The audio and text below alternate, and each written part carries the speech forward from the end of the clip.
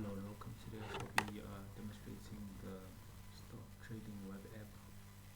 As you can see, we have a login page here, and then we have a demo login, basically for just anyone who doesn't have an account to be able to log in also and see what, and just to play around in the app. And as you can see, this is the username provided, and then this is the password. So click login. Takes me to the, okay, let me just get rid of this.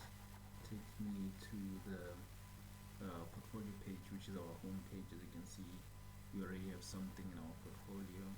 This is the cash that we have to invest, and this is the value of our entire portfolio.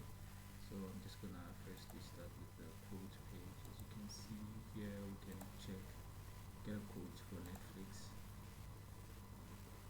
See, this is the current price for Netflix. You can get a quote for something else. Let's check QQQ. This is the current price for QQQ, and let's check Apple.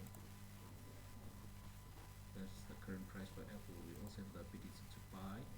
So let's say we want to buy QQQ, for instance, and we want one share. Click on buy.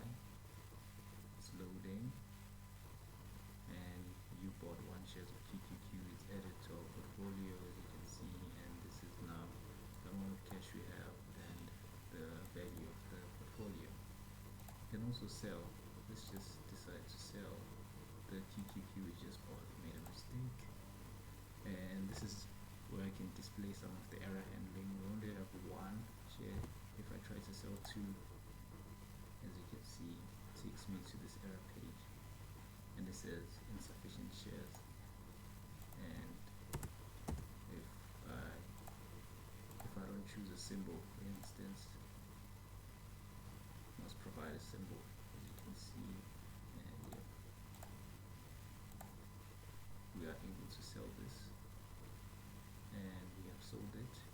We have a history that shows us all of our transactions. We first bought this on this date, then today we bought QQQ,